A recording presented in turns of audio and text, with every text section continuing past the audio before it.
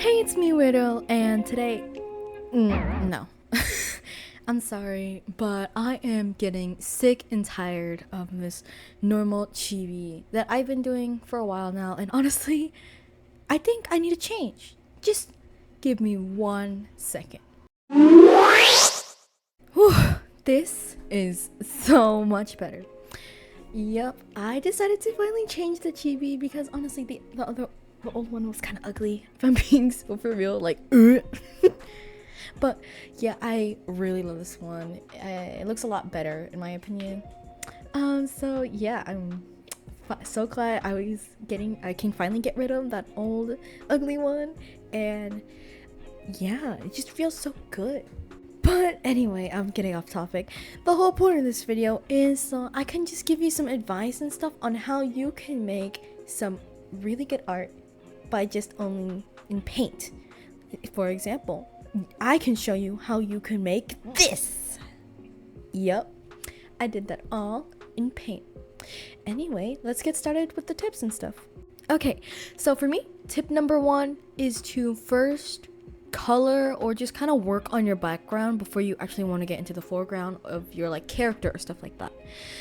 Because for me, whenever I'm drawing in paint, obviously we only have one layer to work with, so I don't want to be sketching in my character and then I'm like, oh wait, I want to have like a really pretty blue sky or an ocean scenery, and it's not like I can just use, like when I use the bucket tool, it's obviously not gonna look good when it's around like all those pencil lines and stuff.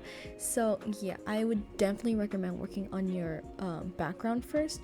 For example, this one where I drew this like person underwater and stuff, I worked on the water first. Obviously, like after I got the background color, I sketched her out really quickly, but it'll really help you because like say you're done rendering your character but you want something in the background, you're gonna have to tediously work around each line and stuff of each thing that you made. And yeah, trust me, I learned it the hard way. You do not want to do that. And also, it's just better for your eyes. Like honestly, it's way better than just staring at a blank super bright white screen while you're drawing. So yeah, you can thank me for saving your eyes. Okay, and tip number 2 is not to really use the bucket tool for your like character that much. So I don't know if I word this correctly, but when I'm rendering the characters, I do not use the bucket tool or line art. Like I go for a very painterly look because when you do use the bucket tool, it will sometimes just look very, I don't know, pixelated or something. Like I tried using it once to try and like color in my character a little faster, but then obviously all those intersections between the sketching lines stop and it'll look like a big mess. So trust me, you would definitely want to use a different, like a type of painterly brush on this because it'll look a lot better. And yeah, it'll look way smoother than using that bucket tool for your sketching, for coloring your sketching lines and stuff. And tip number 3 for me is to not really focus on zooming in that much.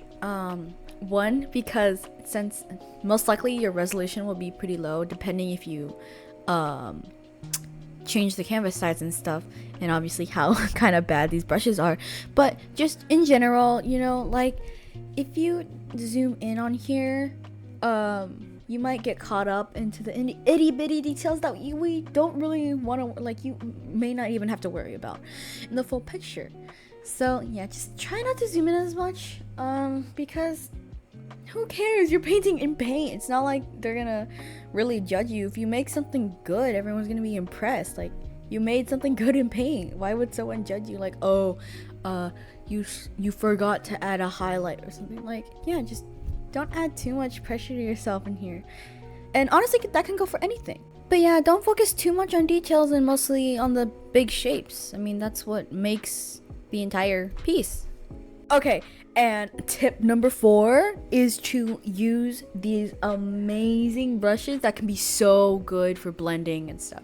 And those brushes are the watercolor and the highlighter brush. And Oh my god, dude, these brushes do wonders. So, as you can see in the drawing I'm doing right here, I'm using it to sort of fill in the bases for my entire illustration, and it's like so nice because the mixture between that and the pretty blockiness of the highlighter brush can do some really cool and like blendy things, and they're just really good brushes for rendering. So please, oh my god, these brushes are so good. I highly recommend them. I use them constantly whenever I'm rendering my characters. These are just great brushes. I highly sorry, I highly recommend these. Like, these are super good. But I just want everyone to know that you don't have to do these. Like, these are mandatory or anything. You don't even have to draw in paint, heck, if you don't want to.